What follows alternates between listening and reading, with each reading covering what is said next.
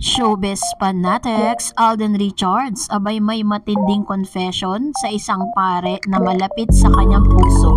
But before that, if you haven't subscribed yet to my YouTube channel, please don't forget to like, share, and subscribe at hit mo na rin ang notification bell for more showbiz updates. Bago tayo magpatuloy sa ating updates for today's video, nais ko po muna magpasalamat sa lahat ng mga legit viewers, subscribers at ang lahat ng mga legit na nagmamahal at sumusubaybay sa lahat ng ating mga updates. Maraming salamat po sa inyong panonood. And for today's video, matapos natin na makita yung ilan sa mga pinagkakabalan ngayon ni Mr. Alden Richards pagkatapos po ng pagbaba niya mula po sa kanilang taping, ay diretso nga siya sa kanyang shooting para po dito sa kanyang teleseryeng Pulang Araw. Pero alam niyo po ba na ngayon, usap-usapan si Mr. Alden Richards matapos i-post ng isang pare na malapit po kay Mr. Alden, si Father Jeff Quintela, na kung saan ito po yung pare na nangangalaga sa kanyang spiritual na buhay. Kumbaga parang every now and then, noon pa man nakikita na natin na si Alden very religious siya. Kaya ito po yung isa sa mga sinasabi ni Father Jeff at na-intriga po yung ilan sa mga fandom na dati pong sabihin na natin yung mga Aldab fan, kasi may isang vlogger na naman na nagbibigay ng hindi kagandahan na parang yung post kasi ni Father Jeff, sabi niya, The Return of the Prodigal Son from Canada. Panoorin natin to. Profession, monthly. Wow, monthly. Yeah. Except nung pandemic kasi nga, tapos kapag may mga pelikula siyang ginagawa, medyo sumasablay. Kasi minsan abroad Pero monthly talaga nagko-confess. Naging controversial ang naging caption ni Father Jeff na sinabi niyang The Return of the Prodigal Son from Canada and he knows why with laughing emoji. So dahil po dito, ang Aldab po at ilang mga fan ng Aldab, sinasabi nila, ini-incorporate nila dito na parang nag-confess daw di umano si Mr. Alden Richards dito po kay Father Jeff dahil yun sa mga nangyari sa Canada na parang may ginawa si Mr. Alden Richards doon na hindi daw di umano gusto ng kanyang wife na si Miss May Yan ang po yung mga naririnig ko na namang mga balita patungkol dito at binigyan po nila ng maling interpretasyon yung post ni Father Jeff. Para sa akin po, yung point of view ko with regards to that, kaya po sinabi ni Father Jeff na parang yung comeback ng Prodigal Son, kasi nga, diba sa video po na napakinggan ninyo at napanood ninyo, sinabi ni Father Jeff na monthly, etong si Alden Richards, hindi po yan pumapalya na pumupunta kay Father Jeff to ask for parang dun yung kanilang way of discipleship, way of parang strengthening their faith. Tapos sinasabi pa dito na parang bago po gumawa ng isang project si Alden Richards, and they ask a prayer for Father Jeff Quintela. At isa yan sa mga lagi niyang ginagawa religiously tuwing every month, pero nagkakaroon po ng parang nakaka-absent po si Alden Richards kapag may mga movie siya or mga project po siyang ginagawa abroad. Kaya po yun yung nasabi ni Father Jeff. But it doesn't mean na parang ang sinasabi kasi nung ilang mga fake peddlers na parang sinasabi nila na si Alden daw ay nangangalunya. Ayun, yun pala yung right term. Paano naman mangangalunya ang isang Alden Richards? Single na single yung tao, wala naman siyang asawa. At the same time, single din po si Miss Catherine. Kaya nga po, talagang hindi ko po alam bakit hanggang sa ngayon nag-i-exist pa rin yung channel niya dito po sa YouTube at sa Facebook. Hanggang ngayon, talagang he's still spreading lies and he's still fabricating stories about Catherine, Alden Richards at Miss May na nananahimik na ngayon at masayang-masaya na sa piling ng kanyang husband. Kaya medyo alarming lang talaga to at pag nakita po natin yung mga post na yan, alam na natin kung paano natin uunawain at kung paano natin ipagtatanggol ito pong si Alden. At hindi lang yon, ang dami po nilang mga sinasabi at ang dami po nilang mga ginagawang mga stories. Puro paninira po kay Miss Catherine Bernardo na parang sinasabi nila si Miss Catherine pa yung lumalapit kay Alden, si Catherine pa yung ganito kay Alden, na bagay na medyo alarming lalo pa ngayon talagang sobrang lakas po ng cut din sa publiko.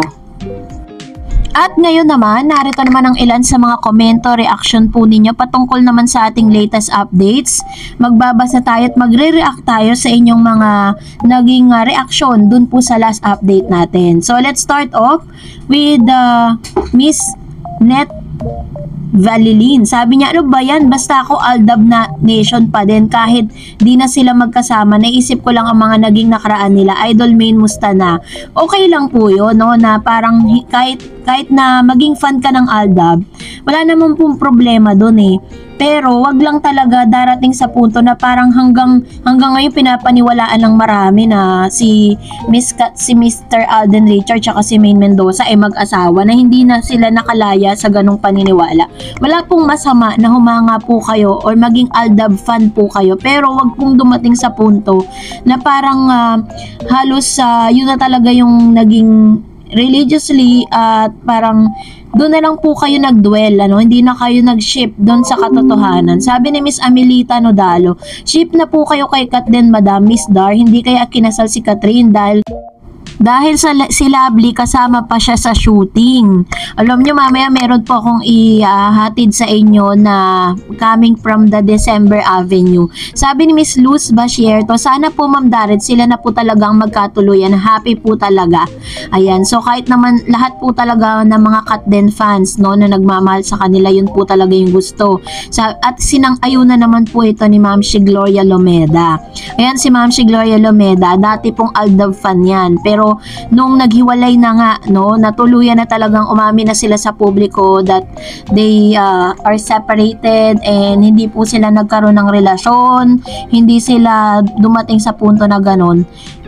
Bumalik siya kay Alden kasi yun talaga yung pinaka hinahangaan niya. Sabi naman po ng isa pang viewer, guys, either in a relation or not, support natin kasi kapag nag-highest growth or highest gross itong movie ng HLA, lalo na sa iba't ibang panig ng bansa, ay karangalan na rin natin ng mga Pilipino dahil kinikilala nila ang mga pelikulang gawang Pinoy. Sino ba tayo kumpara sa mga malalaking entertainment industry sa mga iba't ibang bansa? Good luck to HLA, praying double ang kita nito. Ayan. We are also praying for that and claiming for that. And tama po yung sinabi ng isang viewer natin, na parang dahil po dito sa pelikula na to, napag-usapan to sa Canada eh. Sobra eh. Grabe po yung mga news updates na lumabas po doon. International news. Sabi ni Ma'am si Lilibet Castardo, thanks Miss Dar Eds for being a Katden supporters. Grabe talaga ang saya ko now. Nanonood ako ng HLG. Grabe, iyak at tuwa. Alam niyo, pinanood ko po ulit yan sa Netflix. Parehas pa rin yung feeling kung paano mo siya pinanood nung una. Tapos, syempre, mas malalo kang may excite. Kaya, I recommend you to watch that sa Netflix bago kayo manood ng HLA para talagang fresh na fresh pa sa isipan po natin, hindi parang nag-gap ng 5 years, diba? And worth it naman po kapag pag ni-rewind ninyo or pinanood nyo siya sa Netflix kasi talaga namang maraming learnings, no? Sabi ni Ma'am si Lilibet Gastardo, in my age, I feel I'm sure and love and Alden sikat, the way he hugged and his facial reaction nang maghiwalay sila nung dumating sila sa airport, like bata na kino-comfort ni Kat.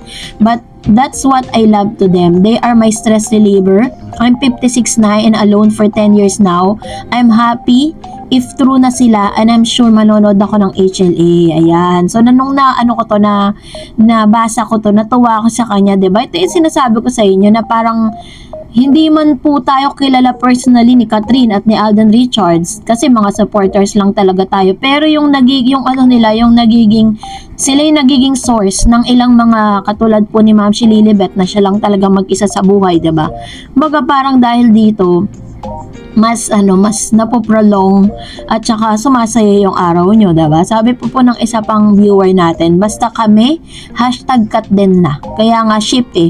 Sana marunong kayo sumabay sa agos ng showbiz. Support natin ang showbiz industry. Ito naman po yung kanyang komento patungkol sa bagay na ito. So walang duda, talagang Katden na talaga siya. Hindi na po niya kailangang ipaliwanag pa. Basta Katden po siya. And that's it for today. For more videos and updates, please don't forget to like and subscribe. And please don't forget to follow my Facebook page, Dar Eds TV. God bless everyone!